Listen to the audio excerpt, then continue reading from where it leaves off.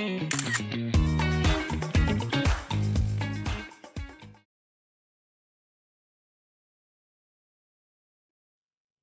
you ever noticed we'll insure our car? We will insure our home.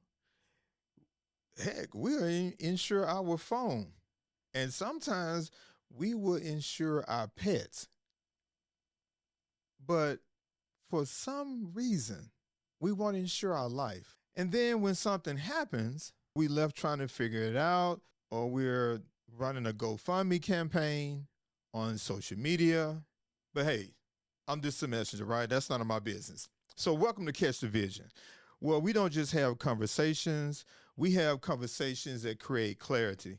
And today we're going to be speaking about something that impacts every single family. The problem is not enough people are paying attention to it because this isn't just about money. This is about protection. This is about preparation. And this is about making sure people that we love aren't left with confusion when they need clarity the most. So, in the building today, this yeah, anytime you come back a second time, you must be doing something right. But we got Dr. Wendy G. Can I call you Dr. Wendy G, or I need to call you Dr. Wendy G. Wilson? Which one is it? Whichever you I'm prefer. gonna call you Dr. Wendy G. Okay. The G stands for good. But she's a licensed services professional, and most importantly, she's a money mindset accountability coach.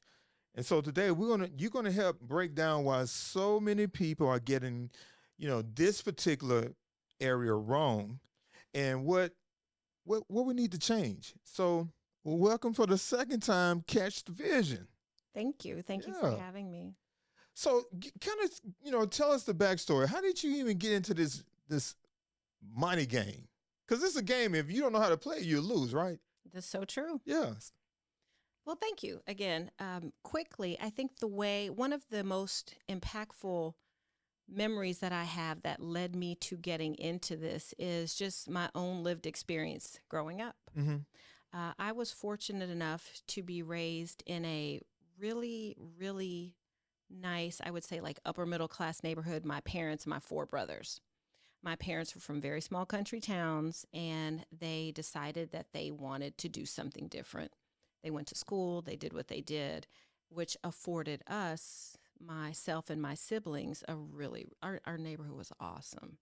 And when you say awesome, like what was awesome about it? It was so diverse. So mind you, this is back when I was in the first grade. Okay. Long time ago. All right. But we had Italians, we had Asians, we had Blacks, we had Jews, it was a really, like something on TV now was the neighborhood then. Really? It was so awesome. Okay. And as well as they excelled in their, I guess, work life, Mm-hmm. they didn't excel that well in their ability to communicate with one another. So money wasn't an issue. Mm-hmm. It was things that money couldn't buy that were an issue. And I learned at a young age that there are quite a few things that money can't buy. Right? What are a few things money can't buy? I realized that money can't buy security. Now when you say security, like what kind? Security in the sense of, now mind you, as a child, Okay. security in the sense of when you know that saying, your home is your castle. Right. Being at home and being in a castle, but not feeling secure in the castle. Okay. So money can't buy security. All right. Money can't buy a cover up. We would go to school and pretend that things were great. And everyone assumed things were great because we were in this huge house and this. So it was wearing the mask. Yeah, you could say that. Okay. You could say that. So needless to say, fast forward, I realized that there are a lot of people in situations and that may have actually a lot of money, resources, but they still have challenges. And that money, I guess it's perspective, because you'll have individuals who don't have money who says money will solve everything. But then you have people who have money, not saying we had money like that, but who are doing well, and you realize it still doesn't, there's some things that it just can't buy. And so learning the importance of communication and how to communicate with people so that they do feel safe and secure and able to share things that are heavy on their chest Mm. ties directly into this work. Because at Mm. the end of the day, when we think about our money, a lot of people don't share or don't feel free to share Mhm. what's really going on with their money because it's just not something that we talk about openly. We'll talk about sports, we'll talk about television shows, but people don't feel that comfortable oftentimes talking really deeply personal things about their money. I was watching on Facebook, and it was an interview. Well, first of all, it was a podcast. It was called The Next Chapter, I think. And Bishop, I won't, call the name, but I think we all know who I'm talking about here in the Dallas-Fort Worth area. He was interviewing this rapper named Jeezy. And apparently they were talking about money, right? And Jeezy was sharing with Bishop that it was almost embarrassing that he had insurance on his exotic cars, but he had no insurance on his life. And so my question to you, Doc, is why do we insure everything else, but we don't insure our own lives? That's a great question. Part of the reason is that the conversations just aren't happening about the need within certain communities. So the conversation is not happening.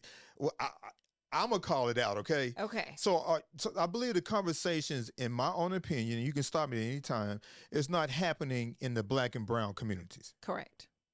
And so, is it because we don't want to talk about death, or is it because we don't want to talk about money that's tied to the death? I think it's all of the above. Okay. All of the above. In our communities, in particular, we only hear conversations about insuring tangible items. Mm-hmm. This person insured a car. Right. People will have insurance on a phone. Right. People, if you're Rihanna, at one point, I think she and Beyonce, I know Tina Turner had insurance on their legs because of the industries that they're in. Well, even in sports, I know Coach Sanders had insurance on his sons if they got hurt in sports. Yes. Yeah. We're just not having the conversations about insuring our lives in our communities. The conversations just aren't coming up, I think, for a variety of reasons. Mm-hmm. But they're just not happening. And people will go through life and never give it a second thought. Even when death is occurring in the families, won't give it a second thought. I mean, because I've heard conversations, and I used to be in the insurance space long time ago, right? And I remember this one guy. I'll never forget this. Like, he literally said, I got to take my glasses off for this one. He said, man, I'm not trying to leave my family nothing. For what? And I was like, wow, like, he don't even care.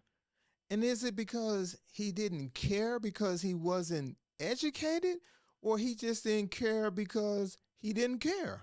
I mean, what's your take on that? That's a good question. Not knowing the person, I think it's more not caring because they're not educated. Okay. I've heard that comment before here and there about not wanting to leave people money to celebrate but that's so far removed from the purpose of life insurance. Right. So I think it just really comes down to not having the knowledge as to why you would insure your life. We're not having the conversations. And I have talked to several people recently, even in my own family, since October. Mm-hmm. We've lost 5 people in my family since October. Mm-hmm. Of those 5, 1 was fully covered and had everything in order. The others did not. And of those 5, there were 2 GoFundMe accounts set up. Mm-hmm. 2 questions. One, were you licensed at the time to provide coverage? And then number 2, if you were or if you wasn't, how did that make you feel at that moment? I was licensed. Did they know you were licensed? The one who was covered, I mean, hers was covered. Okay. But yes. Did you ever like share with them or you didn't share any information with them? Like, Now, the one who passed a week ago, mm-hmm, we were going to have a conversation. mm-hmm, Life is not promised to anyone. right, It is not promised to anyone. And that's another reason some people hesitate to get the life insurance. They put it off because they think they'll have time. And that's one thing that's not guaranteed to any of us, right. right? Putting it off is one of the most costly financial mistakes that an individual or a couple or a family can make. Especially if you have out of nowhere health challenge, because that's an automatic, depending on what the health condition is, it could be an automatic denial, right? Yes. So yesterday you're healthy, Yes. tomorrow you done had a heart attack, and so can you get insured at that point having a heart attack? No, sir. And that's the thing, but it circles back to, I think, the beginning part of the conversation that you and I are having, is that the conversations aren't taking place. And so people aren't realizing the best time to get insured is when you're healthy. And then after that, the best time to get insured is today. Before things happen, before your health change, time creates situations, right? Mm-hmm. When time passes, we get older. Insurance is more expensive when Right. we're older. Right. As we age, prayerfully we age, health conditions may set in. And sometimes we just lose that window of opportunity completely. As a licensed professional, you have different types of coverages in. So give me an example of living benefits. What does that look like? I actually have a colleague in this professional space who was diagnosed with breast cancer some years ago, was able to reach into her policy.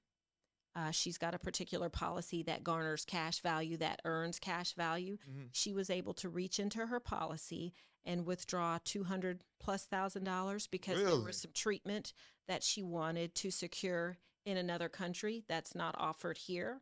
And she was able to tap into those funds, go secure her treatment, and she's fine. So that's one benefit. Okay.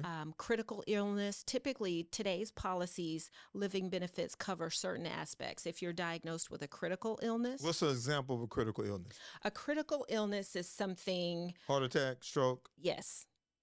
Lou Gehrig's disease, things like that. A critical illness, you can access a portion of the benefit of the death benefit if you need to. You mentioned financial foundation. Can you break that down to what that really means for people like myself? It's a great question.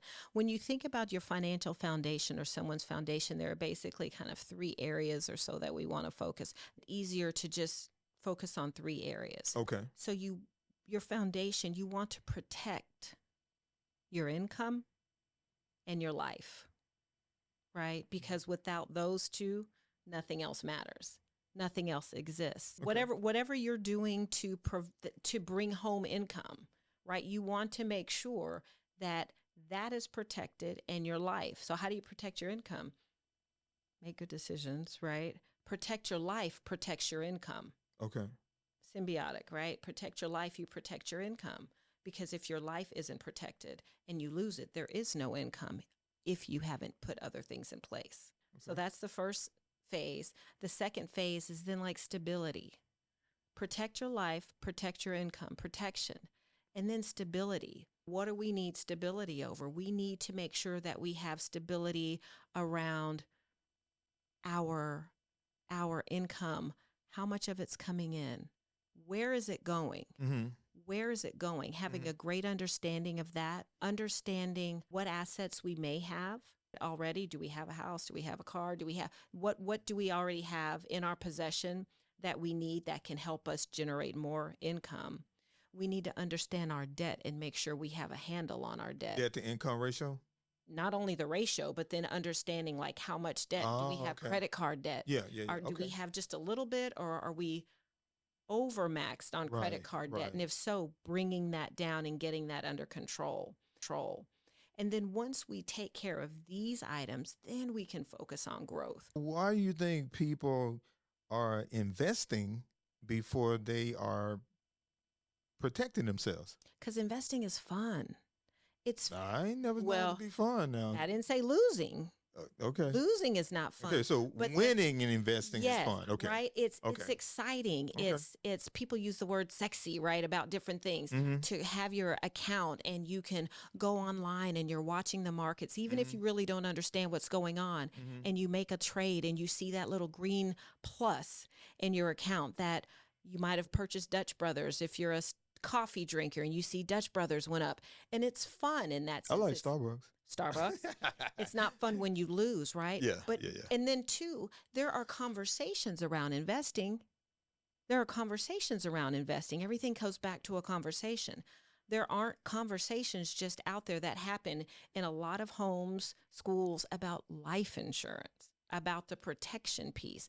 That piece isn't spoken about as much. Do you think the school system could do a better job when it comes to financial literacy, or is it give us the correct order of building wealth? It's kind of what we talked about just a second ago, that foundation. Recap it. The protection, Okay. protect your life and protect your income. Okay. Stability. All right. Understand the moving parts, Okay. what you have coming in, what you have going out, what your debt is, and having a plan for your debt, protecting those assets. And then once you have all of those in place, then it's okay to look to try to grow and do some other things, because without doing those, especially the protection piece, there is no growth. Growth doesn't stand a chance. For someone that's watching and they're saying, man, I know I need this, but for whatever reason, they keep putting it off. What do you say to that person? Don't put it off. You absolutely cannot afford to put it off. That's the bottom line. And people have a lot of reasons why they put it off, but at the end of the day, you absolutely cannot afford to put it off, because your family will not be able to sustain. Most families will not be able to sustain, and the ones who are thinking about putting it off are typically the ones whose family definitely one loss of life, one loss of income in the household just resets that generation almost to zero again. And we're back on the struggle bus. We're back on the bus trying to rebuild, when if we just take a moment, 10, 15 minutes on a phone call, make an application, get the coverage, we can advance our families. We can advance the generations. I want you to look at that camera right there, and I want you to share with the person that they know they need it, right? But they keep putting it off. I really would like for you to just take a moment and think and ask yourself, can I afford not to be covered? Can I afford not to have life insurance? Because I promise you the answer is no. You cannot afford to not have life insurance. You and your earning abilities is the greatest asset that you have. Why wouldn't you insure your greatest asset, which is you and your earning ability? GoFundMe is not the way. So GoFundMe is not a wealth plan, is it? It is not a wealth plan, and it's certainly not a. Unfortunately, it's used as a burial plan all too often. But it doesn't have to be. It doesn't have to be that way. This is what I want you to take away from this conversation. It's not that you don't care. I think it's that you don't understand. And when we don't understand something, we will delay it, right? And when we delay it, it could cost us more than we expected. So here's the real question. Are you prepared? Number one. Or are you hoping nothing happens? Number two. But I want to thank you, Dr. Wendy G., for coming in and coming on and breaking this down in a way that it actually makes sense, right? And if something you heard today makes you think differently, then don't just watch this show, right? Like, move on it. Take action. This is Catch the Vision, and we'll see you on the next one. Hi, I'm Dr. Wendy G. Wilson, licensed financial services professional. If you've ever felt unsure about what to do next with your money, it's not that you're not capable. It's because you haven't been shown a clear path. That's why I want you to download my Financial Clarity Guide. It will help you understand who you are, what needs to change, and what to do next. Tap the link in the comments and get clear today.